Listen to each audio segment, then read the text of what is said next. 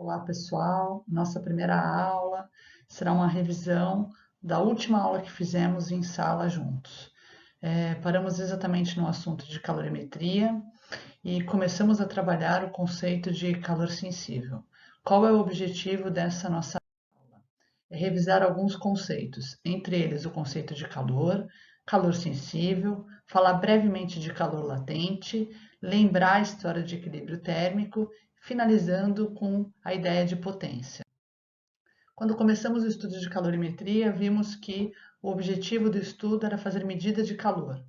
Então, nada mais justo do que começar estudando pela definição de calor.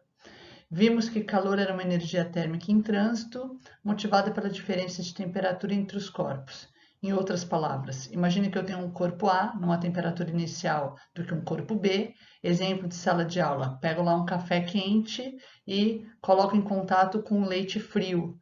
Vimos que haverá troca de calor do café para o leite e após um tempo o sistema adquire uma temperatura final, que é uma temperatura de equilíbrio.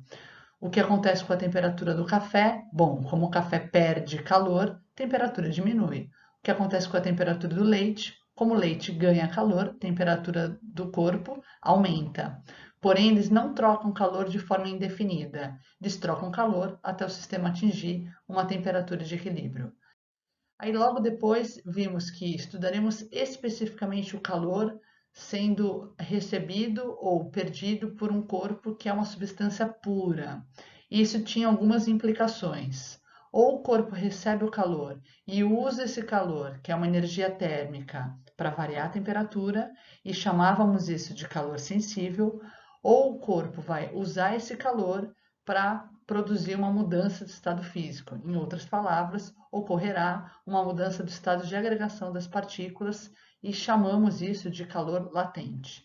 Até aqui estudamos em sala toda a ideia geral de calor sensível. O que vamos fazer nesta videoaula? Retomar esses conceitos. Então, o que nós estamos preocupados? Em estudar calor sensível. Se estamos preocupados em estudar calor sensível, eu forneço energia para um corpo A, que encontra-se a uma temperatura inicial θ1. Passado algum instante, algum intervalo de tempo, esse corpo apresenta uma variação de temperatura, atingindo uma temperatura final, θ2. Vimos que se o corpo ganha calor, a temperatura θ2 é maior que a temperatura θ1. Fizemos de forma clara em sala exemplos mostrando que a quantidade de calor fornecida para o corpo A era uma grandeza diretamente proporcional à variação da temperatura.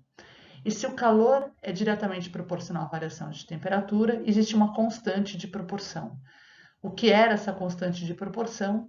Vimos que essa constante de proporção era o que chamávamos de capacidade térmica. E exploramos bastante a ideia de capacidade térmica. O que era capacidade térmica? Bom, era a energia necessária para variar a temperatura de um corpo inteiro em uma unidade de medida.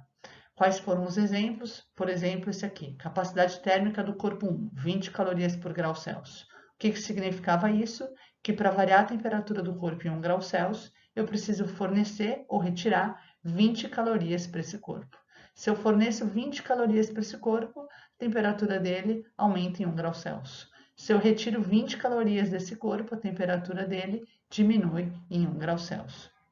Como capacidade térmica é uma característica do corpo, vimos que capacidade térmica era uma característica do corpo. E se é uma característica do corpo, todo o corpo é constituído por uma massa e feito de uma substância.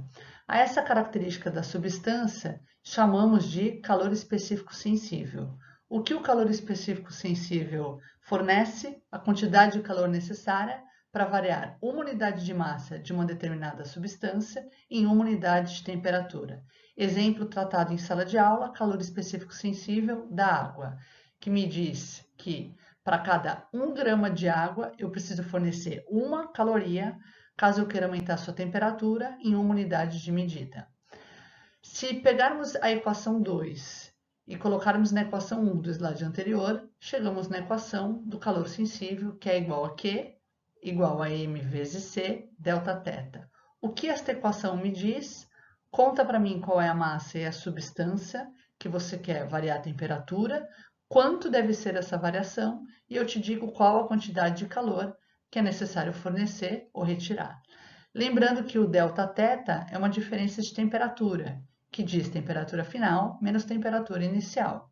Se ΔT for positivo, indica que a temperatura final é maior que a inicial e, portanto, o corpo ganha calor. Se ΔT for um valor negativo, significa que a temperatura final é menor que a temperatura inicial e, portanto, o corpo perde calor. Após isso, estudamos balanço energético. Qual o objetivo do estudo de balanço energético? Muitas vezes, achar a temperatura de equilíbrio do sistema. Quando dizemos balanço energético, precisamos lembrar do conceito de sistema isolado, ou sistema termicamente isolado, que está associado ao fato de termos, por exemplo, um recipiente que isola o que está dentro desse recipiente em relação ao meio externo. Chamamos esse recipiente, em geral, de calorímetro, que pode ser um calorímetro ideal ou real. Imagina que tenhamos um calorímetro, num primeiro momento, ideal. Percebemos que o corpo A e o corpo B perdem calor e o corpo C, o corpo D e o corpo E recebem calor. Se o sistema é termicamente isolado, a somatória de calor que o A e o B perdem precisa ser igual à somatória de calor que o C, o D e o E recebem. E vimos que a quantidade de calor cedida em módulo precisa ser igual à quantidade de calor recebida em módulo. Portanto, se Q do A mais o Q do B der menos 1000 calorias, o Q do C mais o Q do D mais o Q do E também dão 1000 calorias. E menos 1000 com mais 1000, a soma dá zero. Por fim, trabalhamos o conceito de potência.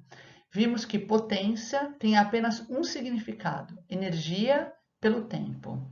Neste momento, a energia está sendo representada por nós através do conceito de calor, que no sistema internacional é medido em joule. E o tempo será representado por ΔT, que neste primeiro momento será medido em segundos. Vimos que joule por segundo é a unidade do Sistema Internacional de Potência representada por watt, o que significa um sistema cuja potência equivale, por exemplo, a 1000 watts. Significa que a cada 1 segundo eu estou fornecendo 1000 joules de energia. Na nossa representação, pode ser, por exemplo, um bico de Bunsen. Até mais, grande abraço!